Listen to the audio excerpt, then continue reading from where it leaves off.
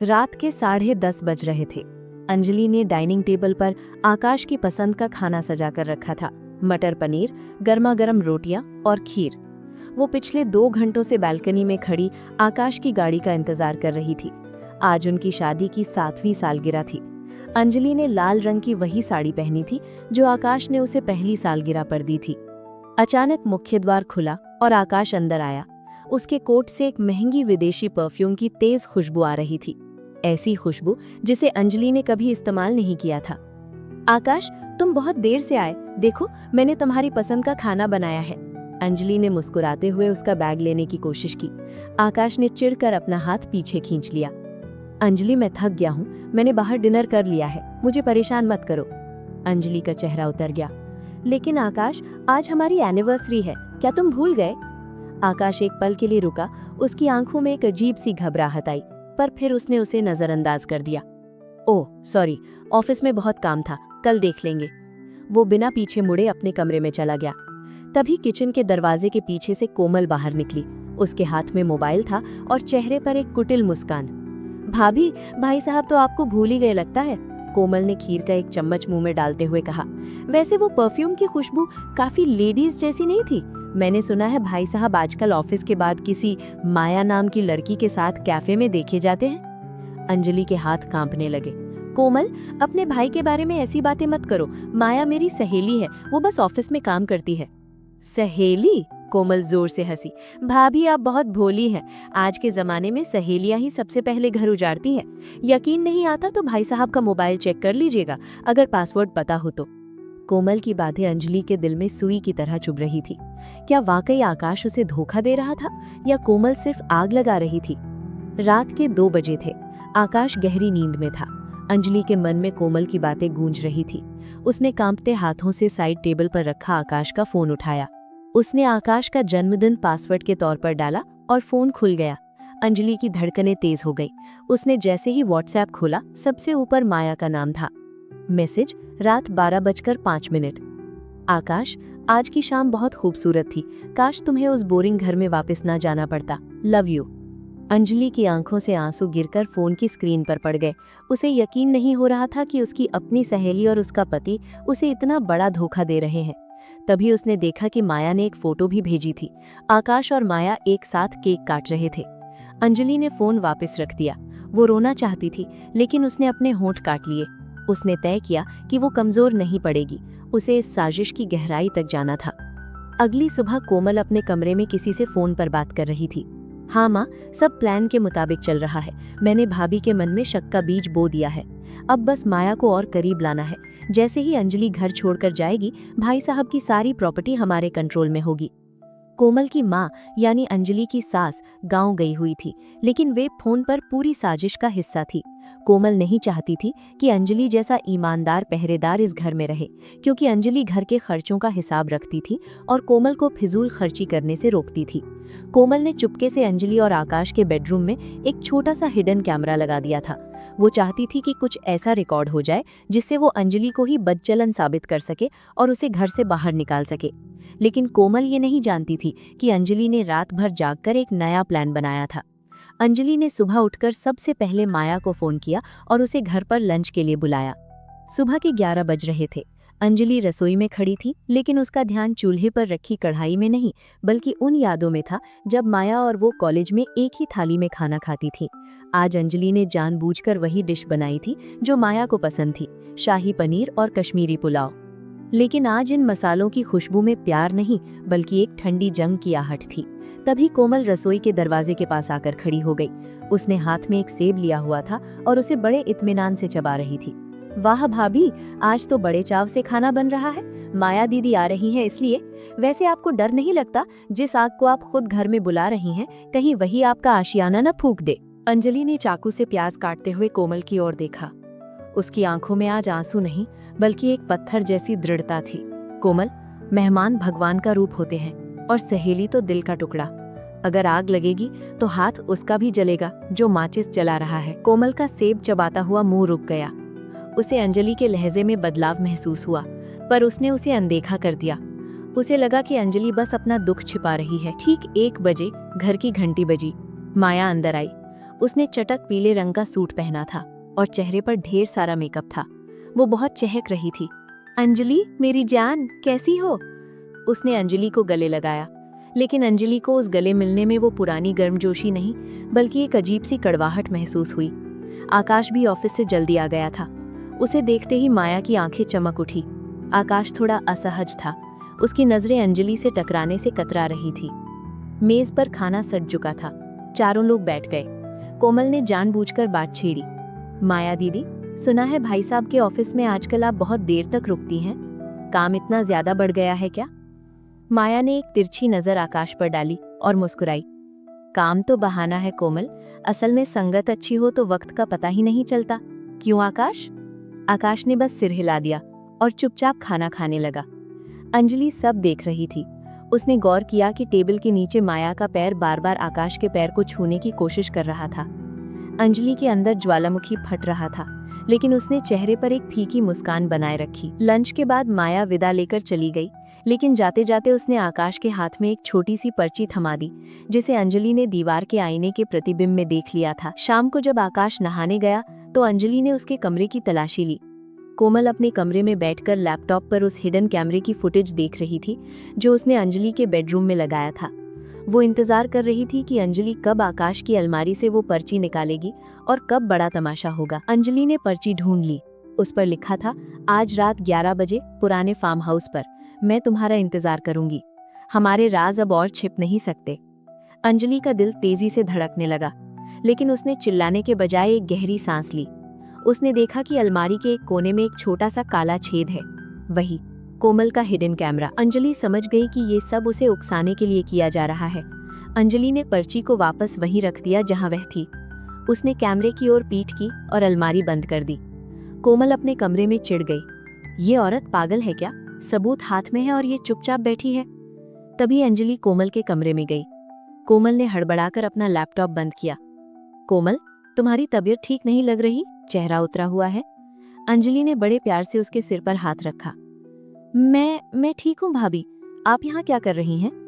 बस ये कहने आई थी कि आज रात मैं और तुम्हारे भाई साहब फार्म हाउस जा रहे हैं, सोचा तुम्हें बता दूं, तुम घर का ध्यान रखना। कोमल की आंखें फैल गईं। Farm house? पर माया दीदी?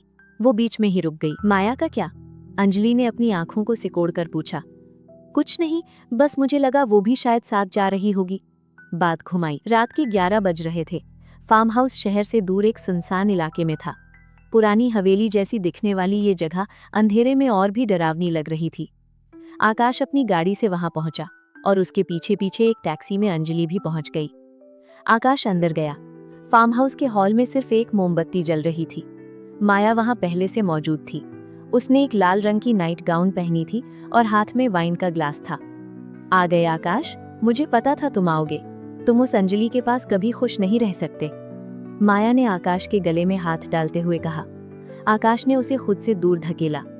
माया, ये सब बंद करो। जो तुमने कल रात मैसेज भेजा था और जो आज पर्ची दी, उसका क्या मतलब है? तुमने मुझसे कहा था कि तुम्हारे पास कुछ ऐसे कागजात हैं जो मेरे बिजनेस को बर्बाद कर सकते हैं। कहाँ है वो? अंजलि, जो खिड़की के बाहर से सब सुन रही थी, ठिठक गई। उसे लगा था कि ये सब प्यार के लिए है, लेकिन यहाँ तो मामला ब्लैकमेलिंग का निकला। माया खिलखिलाकर हंसी। बिजनेस आकाश, मुझे तुम्हारी दौलत नहीं, तुम चाहिए। वो कागज तो सिर्फ तुम्हें यहाँ बुलाने का बहाना थे। और रही बात अंजलि की, तो उसे मैंने पहले ही यकीन दिला दिया है कि हमारा अफेयर चल रहा है। वो खुद तुम्हें छोड़कर चली जाएगी। आकाश ने चिल्लाकर कहा, मैं अंजलि से प्यार करता हूँ। तुम मेरी सहेली थी। मैंने तुम्हें नौकरी दी क्योंकि तुम मुसीबत में थी, और तुमने मेरी पीठ में छुरा घोंपा। तभी पीछे से दरवाजा खुला और अंजलि अंदर आई। उसके हाथ में उसका फोन था जिसमें रिकॉर्डिंग चालू थी। तुम्हारी सारी रिकॉर्डिंग अब मेरे पास है माया। अंजलि की आवाज उस सन्नाटे में बिजली की तरह गूंजे। आकाश और माया दोनों चौंक गए। माया का चेहरा डर से सफेद पड़ गया। अंजलि, तुम यहाँ कैसे? मुझे यहाँ कोमल ने भेजा है। अंजलि ने झूठ बोला ताकि कोमल का सच भी बाहर आ सके। उसने मुझे बताया कि तुम और आकाश यहाँ मिलने वाले हो। माया गुस्से में पागल हो गई।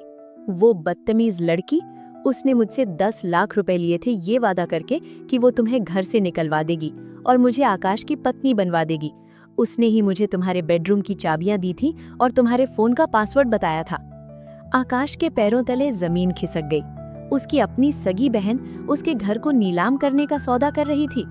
अंजलि ने आकाश की ओर देखा। आकाश, मुझे दुख है कि मैंने तुम पर शक किया, लेकिन कोमल ने जो जाल बुना था उसमें कोई भी फंस सकता था। तभी वहां कोमल भी अपनी गाड़ी से पहुंच गई। उसे लगा था कि वो वहां अंजलि और आकाश का झगड़ा होते देखेगी और उसका काम आसान हो जाएगा, लेकिन जैसे ही उसने अंदर कदम रखा, उसने अंजलि, आकाश और माया को एक साथ खड़ा देखा। आकाश उसकी ओर बढ़ा और उसने कोमल के चेहरे पर एक जोरदार तमाचा जड़ा। अपनी सगी भाभी के खिलाफ साजिश किया तूने? अपने भाई का घर उजाड़ने के लिए दूसरों से पैसे लिए? शर्म नहीं आती तुम्हें? कोमल फर्श पर गिर पड़ी और फूट फूट कर रोने लगी। भाई, मुझे माफ कर दो। माँ ने कहा था कि अगर अंजलि यहाँ रही तो जायदाद में मेरा हिस्सा कम हो जाएगा। अगले दिन सुबह के 4 बजे थे। फार्म हाउस के हंगामे के बाद घर में भारी सन्नाटा था। आकाश ने कोमल से बात करना बंद कर दिया था और माया को नौकरी से बर्खास्त करने के साथ साथ उस पर कानूनी कार्रवाई करने की धमकी दी थी। अंजलि थक कर सोई ही थी कि घर के बाहर टैक्सी रुकी। अंजलि की सास पुष्पा देवी अपनी तीर्थ यात्रा अधूरी छोड़कर वापस आ गई थी। उनके हाथ में गंगा जल की बोतल थी और माथे पर बड़ा सा तिलक, पर आंखों में वही पुरानी चालाकी। कोमल दौड़कर उनके गले लग गई और रो रोकर सारा मामला अपनी सुविधा के अनुसार सुना दिया। माँ, देखो अंजलि भाभी ने क्या किया। भाई को भड़काकर मुझे थप्पड़ लगवाया और मेरी सहेली माया को बेइज्जत करके निकाल दिया। अब ये पूरे घर पर राज करना चाहती हैं। सिसकते हुए कोमल ने झूठ का जाल बुना। पुष्पा देवी ने कोमल के सिर पर हाथ फेरा, लेकिन उनकी नजरें सीढ़ियों से उतरती अंजलि पर टिकी थीं। शांत हो जा कोमल, इस घर की नींव मैंने रखी है। कोई बाहरी औरत इसे इतनी आसानी से नहीं हिला सकती। अंजलि ने पास आकर सास के पैर छूने की कोशिश की, पर पुष्पा देवी पीछे हट गई। रहने दो बहू, जो अपने पति और ननद के बीच दीवार खड़ी कर दे, उसका प्रणाम मुझे नहीं लगेगा। सुना है कल रात तुम लोग फार्म हाउस में तमाशा कर रहे थे? अंजलि दंग रह गई। उसे लगा था कि माँ जी सच जानकर उसका साथ देंगी, पर यहाँ तो पासा ही पलट गया था। पुष्पा देवी के आने के बाद घर का माहौल पूरी तरह बदल गया। उन्होंने सबसे पहला काम ये किया कि घर की चाबियां अंजलि के हाथ से छीन ली। आज से इस घर का दाना पानी मेरी मर्जी से चलेगा, तुम सिर्फ अपने कमरे तक सीमित रहो। अंजलि ने बहुत समझाने की कोशिश की। माँ जी, कोमल ने पैसे लेकर घर के बेडरूम में कैमरा लगाया था, क्या ये आपको सही लगता है? पुष्पा देवी ने कड़क कर कहा। उसने जो किया अपनी सुरक्षा के लिए किया। उसे शक था कि तुम इस घर की दौलत हड़पना चाहती हो, और देखो तुमने साबित भी कर दिया। तुमने आकाश को अपनी उंगलियों पर नचा लिया है। आकाश अपने काम के सिलसिले में शहर से बाहर गया हुआ था। इसका फायदा उठाकर पुष्पा देवी ने अंजलि को मानसिक रूप से प्रताड़ित करना शुरू कर दिया। वे रसोई में अंजलि के लिए खाना नहीं बनाती थी, और अगर अंजलि खुद बनाती तो कोमल उसमें जरूरत से ज्यादा नमक या मिर्च डाल देती। एक रात अंजलि ने सुना कि सासू माँ और कोमल फुसफुसा रही हैं। माँ, अगर भाई वापस आ गया तो वो फिर से अंजलि का पक्ष लेगा। हमें कुछ ऐसा करना होगा कि वो खुद अंजलि को धक्के मारकर बाहर निकाल दे। पुष्पा देवी ने एक छोटी सी शीशी निकाली। ये देख, ये कोई जहर नहीं है, बस एक ऐसी दवा है जिससे इंसान को मति भ्रम यानी हेलुसिनेशंस होने लगता है। हम इसे अंजलि के दूध में मिलाएंगे। जब वो पागलों जैसी हरकतें करेगी और दीवारों से बातें करेगी तो आकाश खुद उसे पागलखाने छोड़ाएगा। अंजलि के रोंगटे खड़े हो गए। उसके अपने ही ससुराल वाले उसे पागल साबित करने की साजिश रच रहे थे। अगले कुछ दिनों तक अंजलि बहुत सावधान रही। वो अपना खाना और पानी खुद संभालती थी, लेकिन एक रात पुष्पा देवी ने बड़ी चालाकी से अंजलि के पीने वाले पानी के जग में वो दवा मिला दी। अंजलि ने अनजाने में वो पानी पी लिया। धीरे धीरे अंजलि को चक्कर आने लगे। उसे लगा कि कमरे की दीवारें हिल रही हैं। उसे अजीब अजीब आवाजें सुनाई देने लगी। उसे लगा कि कोई उसे पुकार रहा है। वो लड़खड़ाती हुई हॉल में आई। अरे देखो, देखो इसे! कोमल ने शोर मचाना शुरू किया। भाभी को क्या हो गया? ये कैसे अजीब तरीके से देख रही हैं? अंजलि ने चिल्लाने की कोशिश की। तुमने मेरे पानी में कुछ मिलाया है, पर उसकी जुबान लड़खड़ा रही थी। पुष्पा देवी ने तुरंत पड़ोसियों को इकट्ठा कर लिया। देखिए भाई साहब, मेरी बहू को दौरा पड़ा है। ये कह रही है कि हमने इसे जहर दिया है। बेचारी का दिमाग ठिकाने नहीं है। कल ही इसे डॉक्टर को दिखाना पड़ेगा। अंजलि फर्श पर गिर पड़ी। उसे सब धुंधला दिख रहा था, पर उसे कोमल और सासू माँ के चेहरे पर छाई वो राक्षसी मुस्कान साफ दिख रही थी। वे लोग उसे एक अंधेरे कमरे में ले गए और बाहर से ताला लगा दिया। कमरे में बंद अंजलि को होश आया। उसका सिर अभी भी भारी था, पर वो समझ गई थी कि अगर उसने अब कुछ नहीं किया तो उसका जीवन बर्बाद हो जाएगा। उसने गौर किया कि कमरे की खिड़की के पास एक पुराना ट्रंक रखा है। उसने उसे खिसकारा और खिड़की से बाहर झांका। वहां उसे घर का पुराना माली रामू काका दिखाई दिया। रामू काका बचपन से आकाश के साथ थे और अंजलि की अच्छाई को जानते थे। अंजलि ने उन्हें इशारे से बुलाया। काका, मेरी मदद कीजिए, माजी और कोमल मुझे पागल बनाना चाहती है, क्या आप मेरा एक काम करेंगे? अंजलि ने फुसफुसाते हुए पूछा। बोलिए बिटिया, मैं आपकी खातिर अपनी जान भी दे दूंगा। मैंने सब देख लिया है कि ये लोग आपके साथ क्या कर रहे हैं, रामू काका ने रुंधे गले से कहा। अंजलि ने उन्हें एक नंबर दिया। वो नंबर आकाश का नहीं, बल्कि शहर के एक मशहूर मनोचिकित्सक यानी साइकाइट्रिस्ट का था, जो अंजलि के दूर के रिश्तेदार भी थे। अगले दिन सुबह जब पुष्पा देवी और कोमल एक फर्जी डॉक्टर को बुलाकर अंजलि को पागल घोषित करवाने की तैयारी कर रही थी, तभी घर के दरवाजे पर पुलिस और असली डॉक्टर की टीम पहुंच गई। उनके साथ आकाश भी था, जिसे रामू काका ने स्टेशन पर ही सारा सच बता दिया था। आकाश का चेहरा गुस्से से लाल था। माँ, ये सब क्या है? आपने अंजलि को इस कमरे में क्यों बंद किया है? पुष्पा देवी ने नाटक शुरू किया। बेटा, इसकी तबीयत बहुत खराब है, ये हम पर हमला कर रही थी। तभी डॉक्टर ने अंजलि का खून का नमूना दिया और मौके पर ही टेस्ट किया। मिस्टर आकाश, आपकी पत्नी के शरीर में भारी मात्रा में ऐसी दवा है जो दिमाग पर असर करती है। ये दवा इन्हें जानबूझकर दी गई है। आकाश ने कोमल के कमरे की तलाशी ली और वहां वही शीशी मिल गई जो पुष्पा देवी ने उसे दी थी। साजिश का हर सिरा अब खुल चुका था। आकाश के सामने जब कोमल और सासू माँ की सच्चाई आई तो घर में कोहराम मच गया। आकाश ने साफ कह दिया कि या तो कोमल इस घर से बाहर जाएगी या फिर वो खुद अंजलि के साथ कहीं और रहने चला जाएगा। पुष्पा देवी ने देखा कि उनकी सालों की सत्ता उनके हाथों से फिसल रही थी। उन्होंने तुरंत अपनी रणनीति बदली। अगली सुबह पुष्पा देवी ने कोई हंगामा नहीं किया। वे सफेद साड़ी पहनकर पूजा घर में बैठ गई और दिन भर कुछ नहीं खाया। शाम को उन्होंने आकाश और अंजलि को अपने पास बुलाया। उनकी आंखों में नकली आंसू थे। बेटा आकाश, मुझसे बहुत बड़ी भूल हो गई। मोह में पड़कर मैंने अपनी ही बहू का बुरा चाहा। मैं इस प्रायश्चित की आग में जल रही हूँ, पुष्पा देवी ने सिसकते हुए कहा। अंजलि बहू, मुझे माफ कर दो, मैं इस घर में रहने के लायक नहीं हूँ। मैं कल सुबह की ट्रेन से हमेशा के लिए काशी जा रही हूँ। बस मेरी एक आखिरी इच्छा है। अंजलि का कोमल मन पिघल गया। माँ जी, ऐसा मत कहिए, आप हमारी बड़ी हैं। पुष्पा देवी ने अंजलि का हाथ पकड़ा। बहू, जाने से पहले मैं चाहती हूँ कि कल रात की कुल देवी की पूजा तुम और आकाश साथ मिलकर करो, ताकि इस घर की सुख शांति वापस आ जाए। उसके बाद मैं चुपचाप विदा हो जाऊंगी। अंजलि और आकाश को लगा कि शायद सासू माँ सच में सुधर गई हैं, लेकिन वे ये नहीं जानते थे कि ये कुल देवी की पूजा अंजलि की अंतिम रात बनाने की साजिश थी। अगले दिन पूरा घर फूलों और दियों से सजाया गया। कोमल बहुत शांत थी। वो चुपचाप माँ के इशारों पर काम कर रही थी। रात के 11 बजे पूजा शुरू हुई। घर के पिछले हिस्से में स्थित पुराने मंदिर में हवन कुंड तैयार किया गया था। पुष्पा देवी ने अंजलि से कहा, बहू, इस पूजा का नियम है कि पत्नी को मुख्य द्वार पर घी के दिए जलाकर अकेले वापस आना होता है और पति को हवन कुंड के पास ही बैठना होता है। जैसे ही अंजलि दिए जलाने के लिए पिछले गलियारे की ओर बढ़ी, कोमल ने पीछे से आकर बिजली का मुख्य स्विच बंद कर दिया। पूरा घर अंधेरे में डूब गया। अंजलि घबरा गई।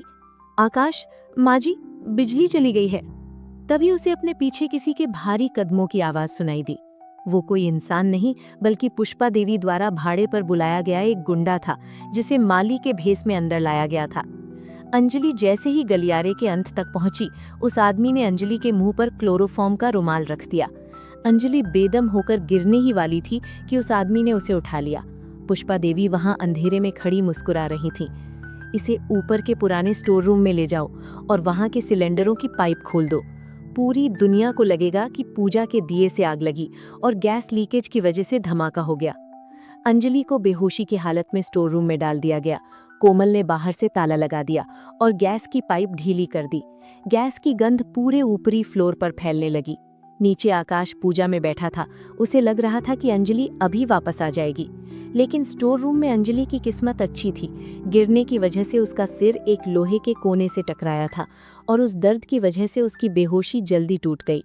उसने महसूस किया कि उसका दम घुट रहा है। उसे गैस की महक आई। उसने दरवाज़ा पीटना शुरू किया, पर बाहर संगीत तेज था ताकि कोई आवाज़ न सुन सके। अंजलि ने हिम्मत नहीं हारी। उसने देखा कि स्टोर रूम की खिड़की छोटी है, पर वहां से एक पाइप नीचे की ओर जा रहा है। उसने अपनी साड़ी का पल्लू फाड़ा, उसे पानी की बाल्टी में भिगोकर अपने मुंह पर बांधा और खिड़की का कांच तोड़ दिया। कांच टूटने की आवाज से नीचे खड़ा रामू काका सतर्क हो गया। इधर कोमल ने जलता हुआ दिया स्टोर रूम की दहलीज पर रख दिया था। जैसे ही आग की लपटें गैस के संपर्क में आने वाली थीं, अंजलि खिड़की से बाहर लटक गई। रामू काका ने चिल्लाकर आकाश को बुलाया, भैया ऊपर देखिए, बहू जी। आकाश भागा। उसने देखा कि स्टोर रूम के दरवाजे के पास आग लग चुकी है। उसने बिना अपनी जान की परवाह किए लात मारकर दरवाजा तोड़ा। जैसे ही वो अंदर घुसा, एक छोटा धमाका हुआ, लेकिन आकाश ने अंजलि को खींचकर बाहर निकाल लिया। धमाके की आवाज सुनकर पुष्पा देवी और कोमल को लगा कि उनका काम हो गया। वे रोने का नाटक करने ही वाली थी कि उन्होंने आकाश को अंजलि को गोद में उठाकर नीचे लाते देखा। दोनों के चेहरे पर मौत जैसी सफेदी छा गई। आकाश ने अंजलि को सोफे पर बिठाया और सीधे अपनी माँ के सामने जाकर खड़ा हो गया। बस माँ, बहुत हो गया। मैंने खिड़की से उस आदमी को देखा है जिसे आपने पैसे दिए थे, और कोमल, तुम्हारे हाथ में अभी भी उस गैस पाइप के नट बोल्ट की चाबी है। पुष्पा देवी लड़खड़ाने लगी। बेटा, मैं तो। अब एक शब्द भी मत कहना माँ। आकाश की आवाज में वो पत्थर जैसी ठंडक थी जिसने पुष्पा देवी को डरा दिया। आपने ममता का अपमान किया है। रामू काका ने पुलिस को फोन कर दिया है, और इस बार मैं आपको काशी नहीं, जेल भिजवाऊंगा। पुलिस आई और कोमल तथा पुष्पा देवी को ले जाने लगी। कोमल अंजलि के पैरों में गिर पड़ी। भाभी, मुझे बचा लो। पर अंजलि ने अपनी आंखें फेर लीं। जिस औरत ने उसे जिंदा जलाने की कोशिश की, वो दया की पात्र नहीं थी। एक हफ्ते बाद घर में शांति थी। आकाश ने अंजलि से माफी मांगी। अंजलि ने घर की दहलीज पर फिर से दिए जलाए, पर इस बार उन दियों में किसी साजिश की परछाई नहीं, बल्कि एक नए और ईमानदार जीवन की रोशनी थी। तो दोस्तों, ये थी अंजलि की वो कहानी जिसने हमें सिखाया कि घर की दहलीज के अंदर छिपे दुश्मन सबसे खतरनाक होते हैं। लेकिन जहाँ सच्चाई और हिम्मत होती है, वहाँ कोई भी आग किसी का कुछ नहीं बिगाड़ सकती। रिश्तों में विश्वास रखिए, पर आंखें हमेशा खुली रखिए। क्या आपको अंजलि का ये संघर्ष और सासू माँ को मिली सजा पसंद आई? क्या अंजलि को अपनी सास और ननद को माफ कर देना चाहिए था? अपनी राय कमेंट्स में जरूर बताएं। हमारे चैनल को सब्सक्राइब करें और बेल आइकन जरूर दबाएं। मिलते हैं अगली कहानी में। तब तक अपना ख्याल रखें, क्योंकि कहानियों का सफर कभी खत्म नहीं होता, और यही है कहानी की बगिया की पहचान।